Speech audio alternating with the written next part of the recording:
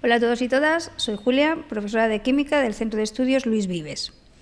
Hoy vamos a resolver el examen de la convocatoria ordinaria de la prueba de Química de PC, de la prueba de competencia específica. Para ello, lo primero que os voy a decir es dónde podéis encontrar este examen resuelto junto con los otros de otras convocatorias. Nos vamos a nuestra página web, la de luis@vives.es, y vemos que tenemos aquí recursos y blog. Bueno, podemos ver el examen desde los dos lados. Yo os voy a indicar desde recursos. Pinchamos en recursos, nos vamos a exámenes resueltos y junio 2024. Y pinchamos aquí y ya estaría. Bueno, ya tenemos entonces aquí el examen de química. Ya os recordaría al final otra vez el acceso para verlo. Y vamos a empezar con él. En primer lugar, os cuento un poco de las instrucciones generales. Sabéis que los exámenes tienen una duración de 90 minutos y que en este caso solamente hay tres partes. Una que es de tipo test, en donde hay 15 preguntas con 4 posibles respuestas, solo una de ellas correcta, y solamente tenemos que contestar a 10 preguntas. Si contestamos a más, las últimas no nos las corrigen. Con lo cual, tenemos que leerlas bien y de las 15 escoger las que estemos seguros de contestarlas correctamente. Por pregunta acertadas nos dan 0,4 puntos y por pregunta errónea nos restan 0,1. Si no contestamos, ni nos restan ni nos suman. Luego tendremos 2 partes que son de desarrollo, en donde nos ponen unos ejercicios y tenemos que desarrollar la respuesta explicando todo lo que estamos haciendo en ese momento. En cada parte hay 2 preguntas y escogeríamos solo una. Una pregunta de la segunda parte, una pregunta de la tercera parte. Bien, explicado las normas generales, nos vamos entonces a explicar el examen. En la primera parte nos encontramos, me voy a las soluciones, tenéis puesto el examen de tal cual y luego, si bajamos el documento, vemos que ya nos aparecen las soluciones. Bien, pues yo me voy a centrar en las soluciones. Si nos vamos aquí en las preguntas de tipo test, nos vemos en primer lugar que nos dice, entre los siguientes grupos de números, ¿cuáles de ellos corresponden a números cuánticos n, l y m que definan orbitales atómicos con diferente energía? Y tenemos una serie de respuestas, primero 2, 1, 0 y 3, menos 2, 0. En la B, 2, menos 1, 0 y 3, 2, 1. Siguiente, 3, 2, 1, 2, 1, 0. Y por último, todos los anteriores. Vamos a ver, si yo me ciño a lo que es el número cuántico principal, que es el n, que me está indicando la energía, pues veo que en todas las respuestas cambia. En la primera de 2 a 3, en la segunda de 2 a 3 y la tercera de 3 a 2. Ahora bien, como me tengo que ceñir o tengo que ver también los demás números cuánticos, veo que L, en el primero, tengo aquí, voy a señalar un poco, en el primero veo que L es igual a 1, pero aquí L es menos 2. Sabemos que L toma valores desde 0, 1, 2, hasta n menos 1. Luego nunca puede tomar números negativos. ¿Qué es lo que me induce a pensar? Pues que ni la opción A ni la B son correctas, la C tampoco, porque las incluye, la D tampoco, porque las incluye. Entonces la respuesta correcta es la C.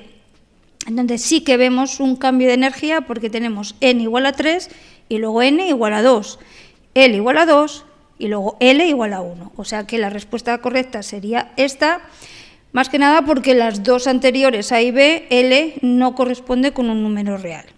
Correcto, en este caso.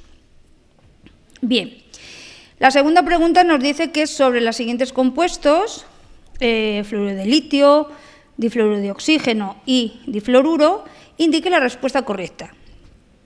A, ninguno presenta enlaces covalentes, esto es incorrecto, porque hay 2 de estos compuestos son con enlaces covalentes. B, solo el difluoruro presenta enlace covalente, no. C, solo el difluoruro de oxígeno y el difluoruro presentan enlaces covalentes, es correcta. Y luego D, los tres presentan enlaces covalentes, no porque el fluoruro de litio es iónico. Así que la respuesta correcta es la C. 3. Dice, si las entalpías de formación estándar del oxígeno, del metano, del agua, del dióxido de carbono son 0, menos 75, menos 286 y menos 394 kJ/mol respectivamente, la entalpía de combustión de un mol de metano es... Bueno, esto es bastante sencillo, entre comillas, si lo que hacemos es, primero, la reacción de combustión del metano, que siempre nos va a dar CO2 más agua. Una vez que hacemos la reacción, lo siguiente que tenemos que hacer es siempre ajustar esa reacción. Y entonces vemos que aquí ponemos un 2 y aquí ponemos otro 2. Y luego tenemos entalpía de combustión va a ser igual a el sumatorio de las entalpías de formación de los productos por sus correspondientes números coeficientes estequiométricos menos la entalpía de formación de los reactivos. En este caso, pues la entalpía de estándar de combustión sería, ¿quiénes son los productos? El CO2 y el agua. Por el CO2 me está diciendo que es el último, menos 394 kJ/mol, más 2 veces la del agua, que son menos 286 kJ/mol, y esto le restamos única y exclusivamente la del metano, porque la del oxígeno es 0. Y entonces sería menos 75 kJ/mol. Hacemos esta operación y nos da menos 891 kJ. Así que la respuesta correcta es la C. Siguiente pregunta. Dice, si consideramos un grupo de radiaciones de color rojo, verde, amarillo y azul, con longitudes de onda 700, 530, 575 y 460 nanómetros respectivamente, indique la respuesta correcta. La energía de la roja es mayor que la del azul, la energía de la verde es mayor que la energía de la amarilla, la frecuencia de la azul es menor que la frecuencia de la verde y la frecuencia de la roja es mayor que la frecuencia de la amarilla. Parece un auténtico trabalenguas, pero bueno, nosotros nos tenemos que fijar en algo muy sencillo. ¿Cómo es la energía? La energía, según Planck, es igual a la constante de Planck por la frecuencia. Voy a poner una F de frecuencia, ¿vale? Y sabemos también que la frecuencia es inversamente proporcional a la longitud de onda. Entonces, sería igual a la constante de Planck por 1 partido longitud de onda. Conclusión, a mayor longitud de onda, ¿qué es lo que va a ocurrir? Que vamos a tener menor energía.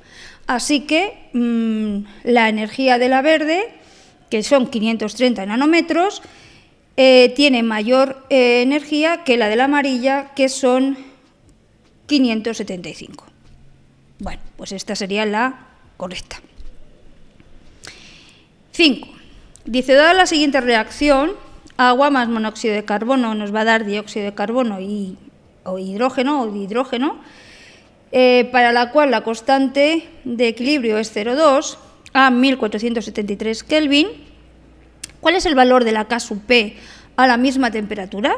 Suponiendo que se cumple la ley de los gases ideales.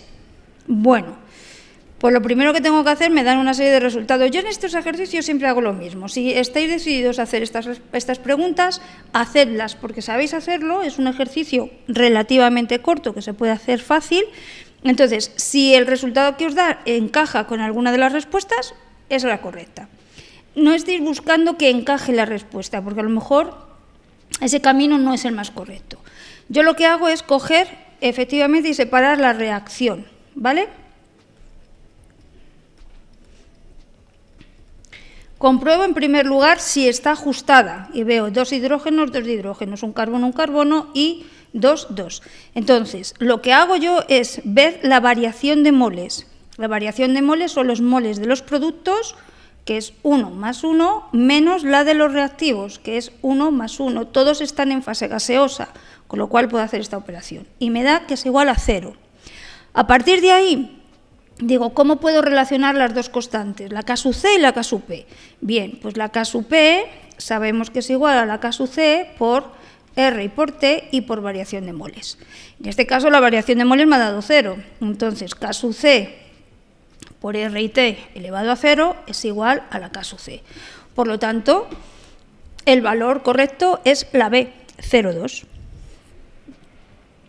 6. Dice, se prepara una pila electroquímica estándar con los siguientes electrodos. Son todos valores de reducción, ¿vale? Potenciales de reducción. Me está diciendo que el cobre 2 más cobre tiene un valor de 0,34 voltios, el de hierro 3 más hierro 2 más 0,77, dice cuál de las especies actúa como agente oxidante y cuál como agente reductor. Sabemos siempre que en una pila, y resalto lo de la pila, la variación de potencial va a ser igual al potencial del cátodo menos el potencial del ánodo. Y, por lo tanto todavía no, y que este potencial tiene que ser mayor que 0. Por lo tanto, ahora sí, el potencial del cátodo tiene que ser siempre mayor al potencial del ánodo. Entre los dos, ¿quién tiene mayor potencial? El del hierro, por lo tanto, el que está en el cátodo y se está reduciendo es el hierro 3 más que pasa a hierro 2 más. Y el que está en el ánodo y por lo tanto se está oxidando es el cobre, que pasa de cobre a cobre 2 más. Así que el hierro 3 más, como es el que se está reduciendo, es el oxidante y el cobre, como es el que se está oxidando, es el reductor. Opción correcta, la B. Dice la 7. Debido a su estructura, los compuestos polímeros, elastómeros y los termofijos tienen en común, pueden moldearse a temperatura ambiente, pueden recuperar su forma inicial después de deformarlos, la opción A y B de forma simultánea o ninguna de las anteriores. Pues ninguna de las anteriores porque los termofijos precisamente se llaman así porque no se pueden ni moldear a temperatura ambiente ni se pueden deformar y luego recuperar. Así que sería la D. 8. También la respuesta correcta. La isomería geométrica es un tipo de isomería estructural. No lo es. Es una isomería geométrica.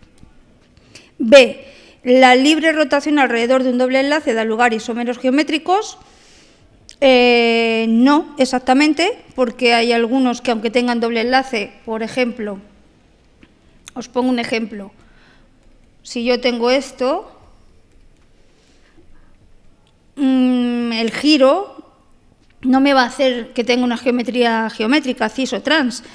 Me va a dar dos compuestos, pero no tienen esa isomería porque aquí el hidrógeno y el hidrógeno van a quedar siempre igual, así que tampoco es correcta. Me voy a la de primero. Dice, la isomería de posición es un tipo de isomería espacial.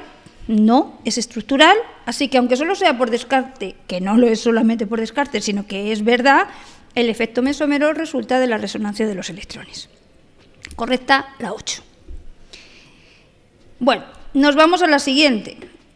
Dice, el pH de una disolución reguladora que contiene ácido carbónico con una constante de acidez de 4,45 por 10 elevado a menos 10, en concentración de 10 elevado a menos 1 molar, y del hidrógeno carbonato de sodio en concentración de 10 elevado a menos 2 molar es, y nos da una serie de respuestas.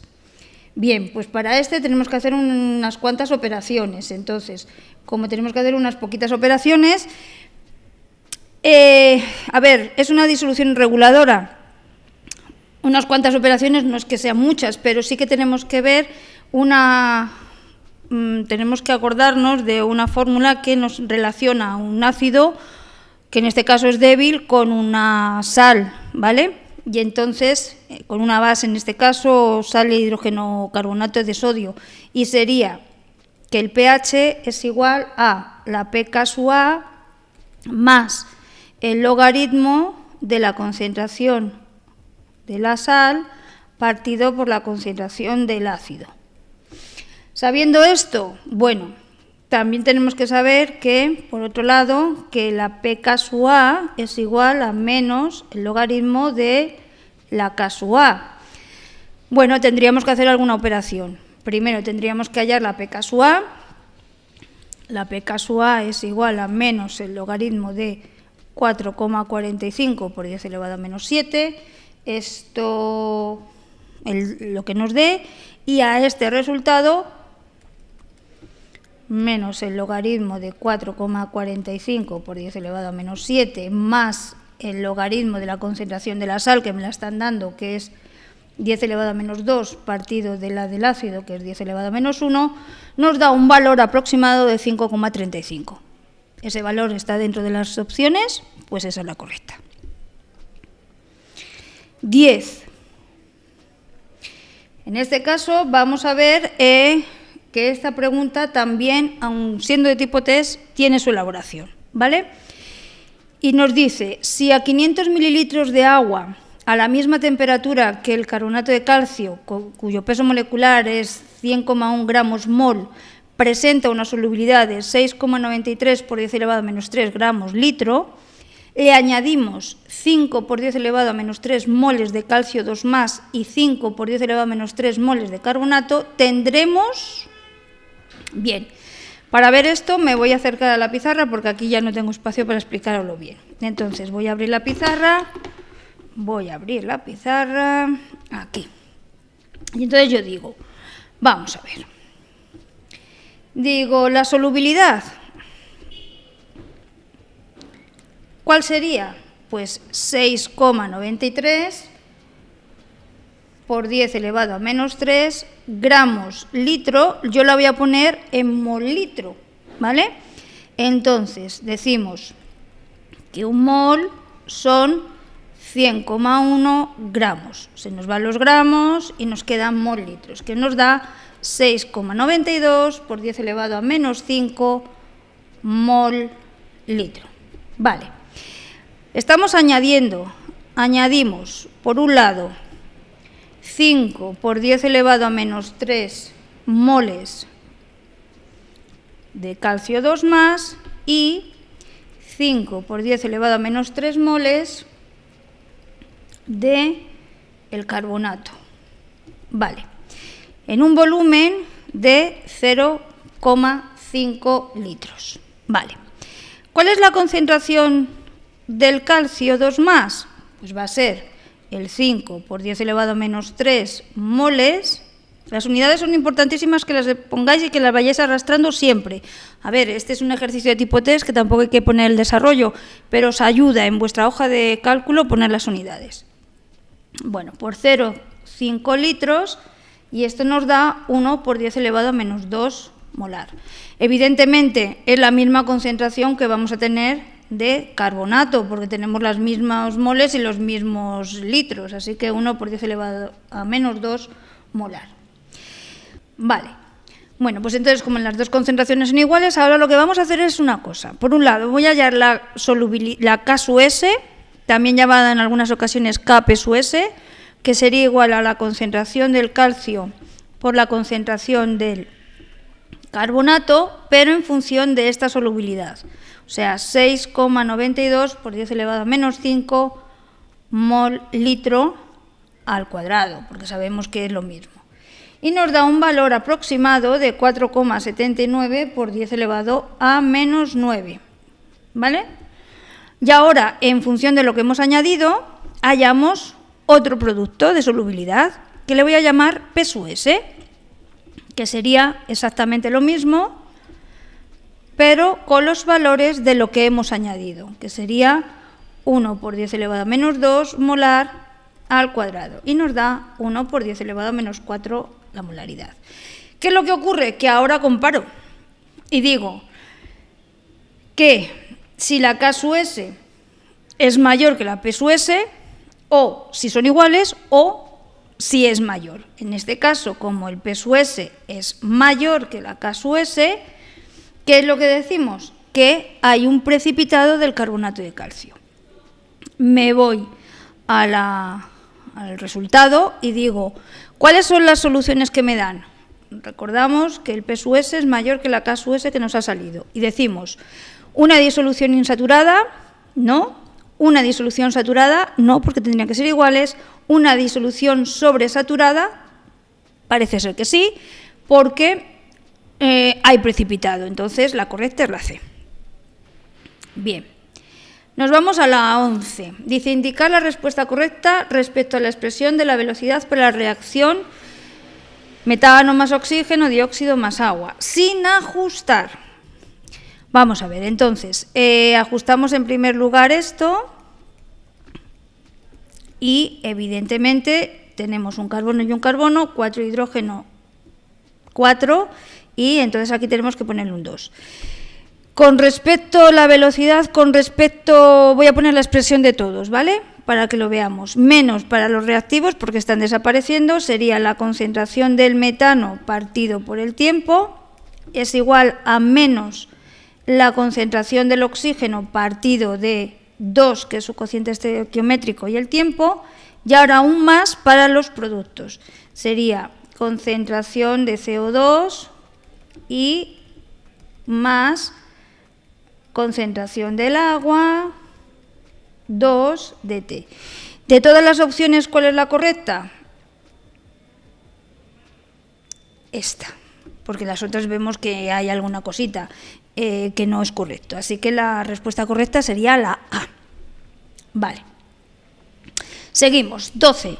La reacción entre el monóxido de nitrógeno y el yodo tiene una cinética de segundo orden para el monóxido de nitrógeno y de primer orden para el yoduro, el diyodo.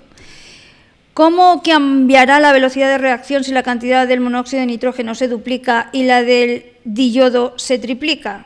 Pues si es de orden 2 con respecto a 1, si se duplica es 4 y si el otro se triplica pues son 3 porque es de orden 1. 4 por 3, 12. Se incrementará 12 veces. Ya está. 13. Si el valor de la K sub B para el ion hidrógeno sulfato es 1 por 10 elevado a menos 12, ¿cuál será el valor de la K sub A si el producto iónico del agua es 10 elevado a menos 14? Aquí es muy sencillo, lo que tenemos que ver es la relación que hay entre un ácido y su base conjugada, y el hidrógeno sulfato va a ser la base conjugada del sulfúrico, ¿vale? Entonces, sabemos que la K sub V es igual a la K sub A por la K sub B, luego lo que nos está diciendo que la K sub B, que es la constante de basicidad del ion hidrógeno sulfato, va a ser igual al producto iónico del agua partido por la constante de acidez. Es decir, a 10 elevado a menos 14 partido por 1 por 10 elevado a menos 12. Resultado, 1 por 10 elevado al cuadrado. Aunque nos salga a nosotros poner 1 por 10 elevado a menos 2, 1 por 10 elevado a menos 2 es lo mismo que decir 1 partido de 10 elevado a 2. Entonces la correcta es la B. 14. Dice, ¿cuáles de las siguientes cationes, litio más, cobre 2 más, plata más y magnesio 2 más, reaccionarán con el sulfuro de hidrógeno en condiciones estándar? Y nos van a dar los datos. Entonces, para que reaccionen, sabemos que el litio, el cobre o la plata o el magnesio se están reduciendo porque son metales, y al ser metales lo que hacen es perder electrones, no se oxidarán en este caso, mientras que el azufre sí que se puede reducir, ¿vale? De hecho, si nos fijamos en el potencial de reducción, nos está diciendo que esto puede pasar a esto, es decir, de menos 2 se puede oxidar y subir su potencial. ¿Por qué? Porque el resto son metales. Entonces, ¿qué es lo que tengo que ver? Si este se está oxidando, el potencial real que nos está saliendo, lo pongo, que es lo que ocurre realmente aquí, pasaría de este a este, entonces sería menos 0,14. Evidentemente tengo que buscar aquellos que vayan a ser mayor. Entonces, el litio no, porque si el litio estamos diciendo que se reduce, no puede ser menos 3,5 porque no es mayor que este. Y nos quedaría el magnesio, por la misma razón tampoco puede ser porque es menos 2,37 que es menor que este potencial de oxidación, que es lo que le está pasando al azufre. Por lo tanto, ¿cuáles son los que pueden intervenir en esta reacción? O bien el cobre, que tiene un potencial de reducción mayor que el de oxidación del azufre, o la plata, cobre o plata.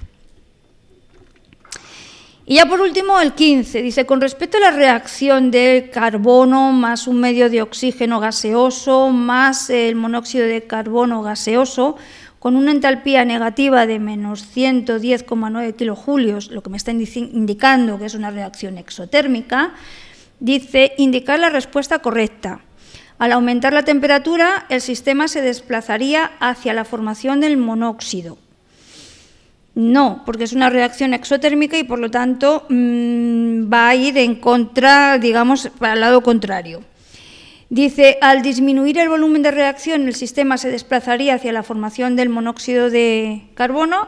Efectivamente, ¿por qué? Porque si disminuimos la concentración, esto es lo que nos dice Le Chatelier, es decir, cuando se está produciendo un cambio aquí, una disminución del volumen por un aumento de la presión, ¿qué es lo que va a hacer?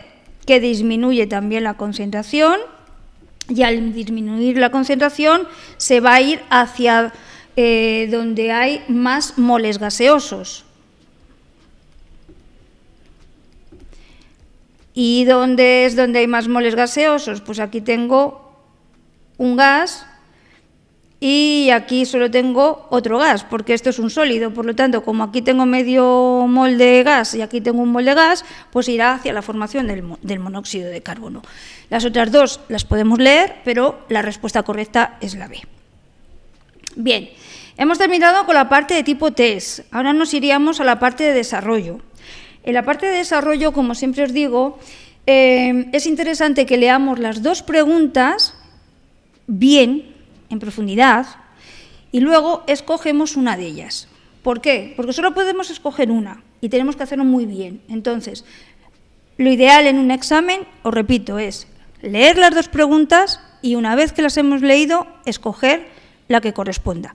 En este caso lo que voy a hacer va a ser responder a las dos preguntas, por lo tanto, bueno, pues damos por hecho cómo va a ser. Decimos, primera pregunta, dice, se tiene una disolución de ácido fuerte,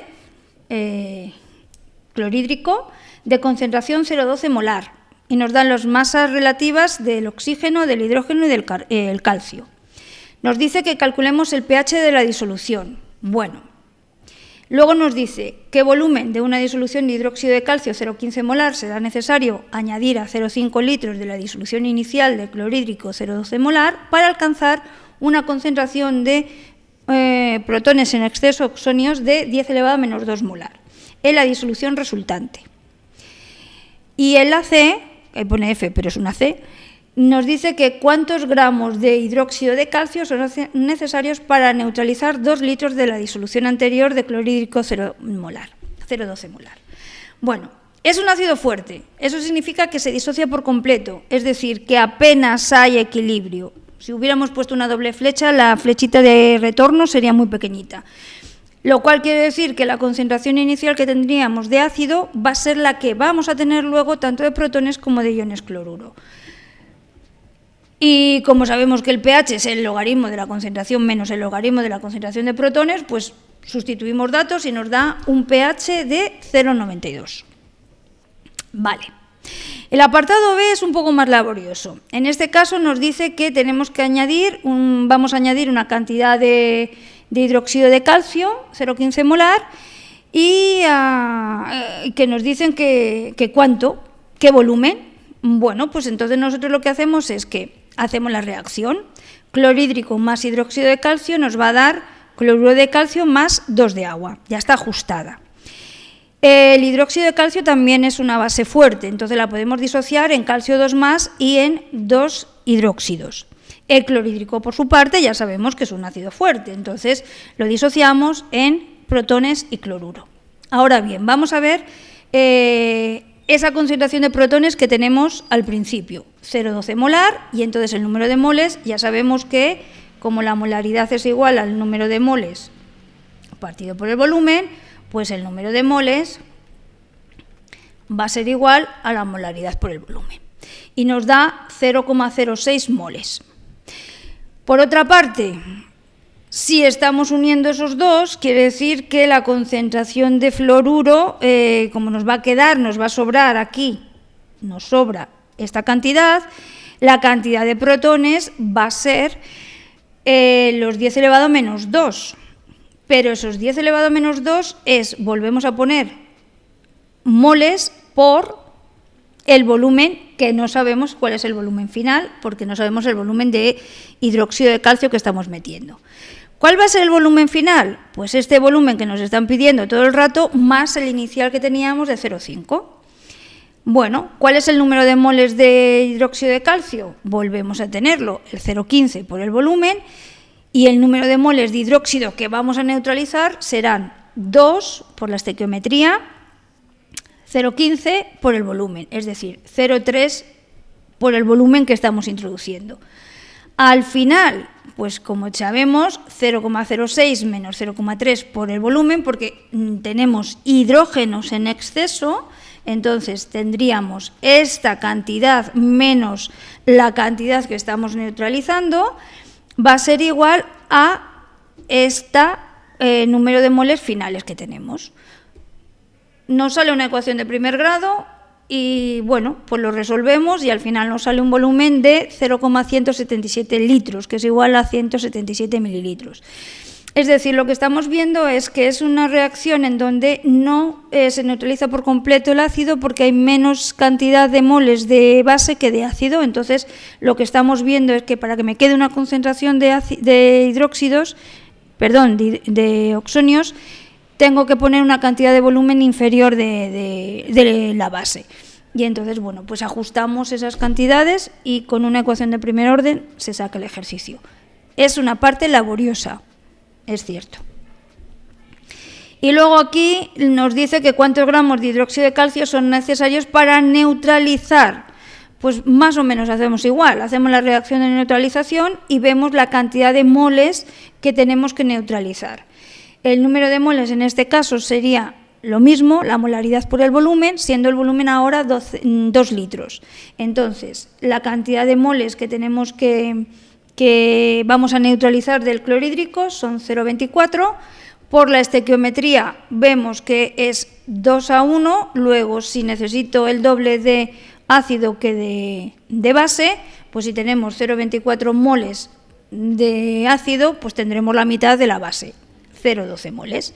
Y aplicando la fórmula que ya conocemos todos de que el número de moles es igual a la masa partido por la masa molecular, conseguimos que la masa es igual al número de moles por su masa molecular que nos han dado.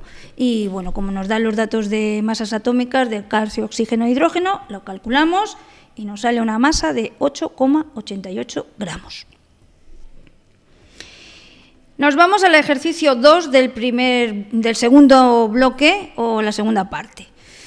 Nos dice, una disolución de cianhídrico tiene un pH de 4,81. Nos dan las masas atómicas también de hidrógeno, nitrógeno y carbono.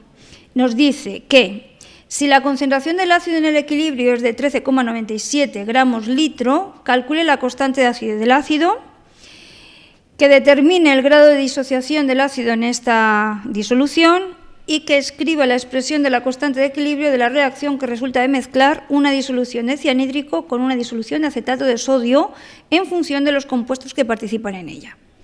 A ver, nos están diciendo la concentración del ácido es tal, calcule la constante de acidez. Me están dando la concentración en gramos litros. ¿Cómo la solemos poner? En mol litro. Entonces, para sacar esa concentración, lo primero que hacemos es, ¿qué ácido es el que se está disociando? El cianhídrico. Vale, pues entonces, yo puedo calcularlo de tal manera que digo, el cianhídrico más agua nos va a dar el cianuro más esta cantidad. ¿Sé esta cantidad?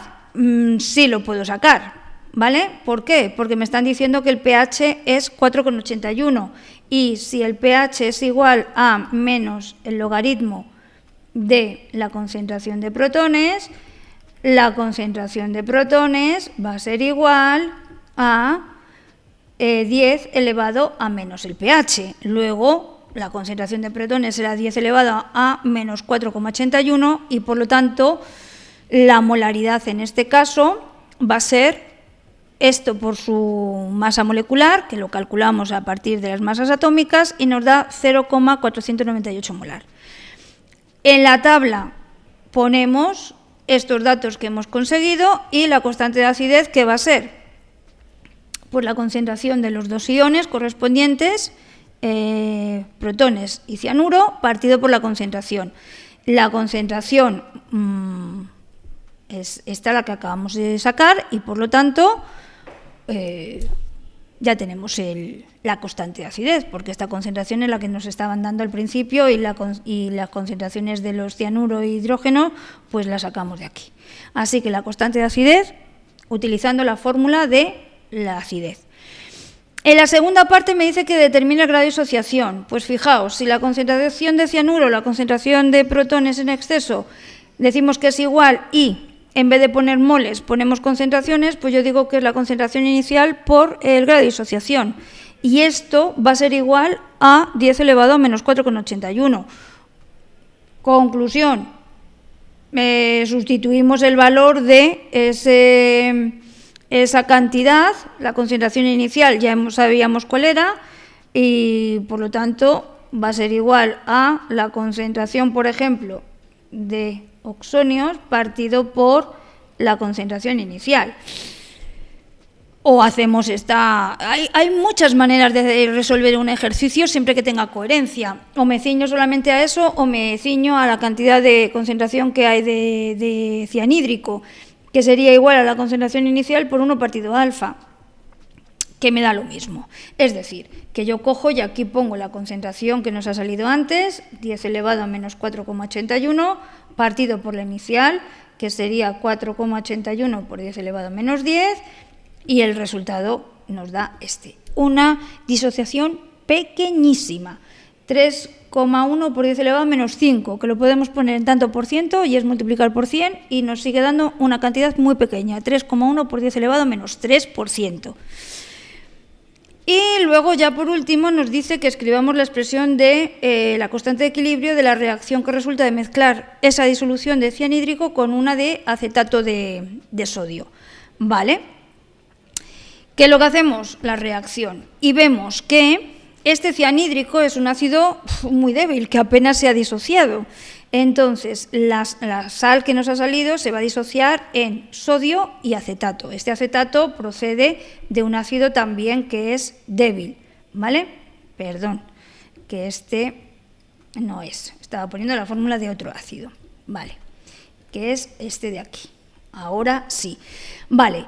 ¿Qué es lo que ocurre? Que esta sería la base conjugada, ¿vale? La base conjugada. Esta es la base conjugada de este ácido de procedencia y entonces lo que vamos a juntar va a ser ese ácido que es muy débil, muy débil, muy débil, que apenas se disocia con esa base conjugada. ¿Y qué nos va a dar? Pues de vuelta el acetato y el ion cianuro. Así que al hacer la constante de equilibrio vamos a ver la concentración del ácido por la del ion cianuro partido por la del cianhídrico por la del acetato. Y este sería. Pasamos ya a la última parte, que es la parte 3, en donde también hay 2 ejercicios. Vuelvo a deciros lo mismo. Recomendación, leemos los 2 ejercicios, pensamos cómo lo llevamos hasta la parte en donde estamos viéndolo y a partir de ahí resolvemos. En nuestro caso, como tenemos que resolver los 2, pues no hace falta que los leamos juntos. Leemos uno por uno. Así que, primer ejercicio de la parte 3. Dice, en la reacción de halogenación del propano con bromo o con dibromo, en presencia de luz, se determina experimentalmente que la concentración de propano desciende desde 7 hasta 5 mol-litros en 10 segundos. Nos pide que escribamos la ecuación de la reacción que tiene lugar y nombre los productos principales que se obtienen según la IUPAC. Luego, cuál es la velocidad media de la desaparición del propano Y por último, ¿cuál es la constante de velocidad si el orden de reacción respecto al propano es de 2 y la velocidad instantánea es de 0,1 mol litros menos 1 segundo menos 1, para una concentración de propano igual a 5 mol litro? Bueno, lo primero que hacemos es poner la ecuación del propano, la fórmula del propano, que ya sabemos son 3 carbonos, es un alcano, perfecto, y el bromo. Y es una reacción de sustitución, no es de adición, ¿vale? Y entonces nos pueden salir 2 productos. O bien añadimos uno de los bromos, voy a ponerlo en la pizarra para que lo veáis correcto. Veréis. A ver. Voy a ponérmelo aquí. Yo tengo el propano, ¿vale? Más bromo. Y digo, no es adicionar, sino que sería una sustitución. Y entonces, por un lado, si yo lo pongo, que es un consejo que siempre os doy, aunque luego pongáis las reacciones en desarrollada, que está muy bien, es que lo primero que hagáis es que lo pongáis en desarrollado, ¿vale? ¿Para qué? Pues para que veáis perfectamente qué está ocurriendo. Entonces, yo pongo esto más el bromo por un lado. ¿Qué es lo que ocurre? Que se puede romper este enlace, romper este, y se formaría este producto.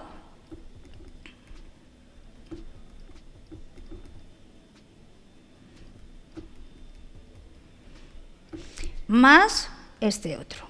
Este producto es el prop 1 bromo ano o el 1 bromo propano. Vale. Pero también se puede formar otro, y es que en vez de sustituirse el hidrógeno del primer carbono, lo podemos hacer en el segundo, con lo cual me quedaría algo así.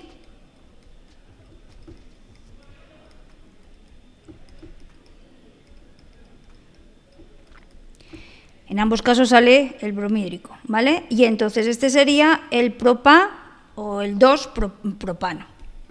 2-bromo-propano. Así que estos son los 2 compuestos que pueden salir, ¿de acuerdo? Decimos que el mayoritario es el 1-bromopropano, y luego el otro sería el minoritario. Vale. Con respecto a la velocidad media, pues lo que estamos indicando es la desaparición de ese propano, y entonces lo que hacemos es la concentración final menos la concentración inicial. Como es el reactivo, se pone el menos delante. Así que menos 5 molar menos 7 molar partido entre 10 segundos, que es el tiempo, 0,2 mol litro segundo. Y luego, por último, ¿cuál es la constante de velocidad? Si el orden de reacción respecto al propano es de 2, bueno, pues intentamos ver que la ecuación de velocidad me están diciendo que es de orden 2 frente al propano, damos por hecho que el bromo no interviene en la variación de la concentración del bromo para la formación de para que se lleve a cabo esta reacción, y sustituimos el valor de la constante, velocidad partido por la concentración del propano al cuadrado, y ya está, 0,04 litros mol segundos.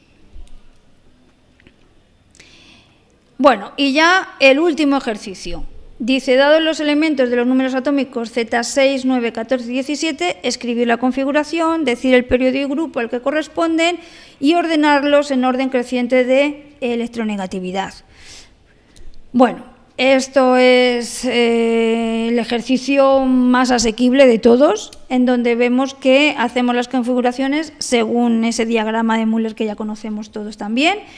Y vemos que Z6 acaba en 2P2, Z9 en 2P5, Z14 en 3P2 y Z17 en 3P5.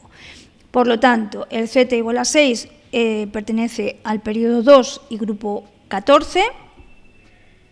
Esta es la capa de valencia de cada uno de ellos, la que estoy marcando.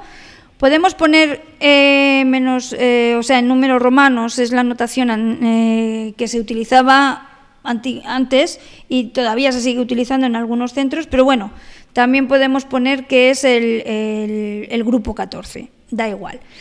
Z9 es el grupo 7A o 17 y periodo 2, el Z14 sería grupo también 4A o 14 y periodo 3, y el Z17 es del grupo 7A o 17 y periodo 3. No nos indican quiénes son, pero bueno, nosotros nos podemos hacer una idea para tenerlo un logo más claro para la tercera pregunta. Z6 es el carbono, Z9 es el flúor, Z14 es el silicio y Z17 es el cloro. Y digo que eso nos ayuda un poco a contestar el orden creciente de electronegatividad, porque ya sabemos que el elemento más electronegativo de la tabla es el flúor. Sabemos que la electronegatividad es esa tendencia de captar electrones cuando se está al lado de otro al lado de otro átomo para formar compuestos.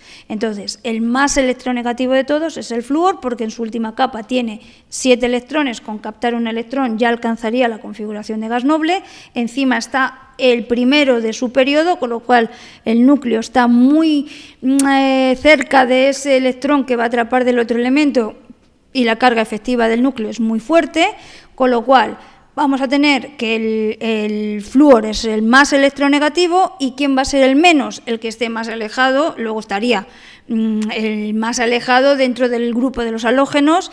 La electronegatividad será halógenos, que son los del grupo 17, los más electronegativos. Luego está aquí el grupo 16, el 15 y el 14, que es por eso lo que os digo, que los más alejados del flúor serían los menos electronegativos, y tendríamos entonces por una parte el carbono y el silicio y el cloro. Ojo, flúor el más electronegativo, después el otro halógeno, que es el cloro, luego iría el carbono por ser el primero de su grupo, y por último el silicio. Estos de mayor a menor, pero como me están diciendo que lo ponga en orden creciente, tengo que poner el menos electronegativo el primero y acabar con el más. Por lo tanto, 14, 6, 17 y 9. Y hasta aquí el examen. Espero que os haya ayudado mi explicación y nos vemos en próximos vídeos. Hasta pronto.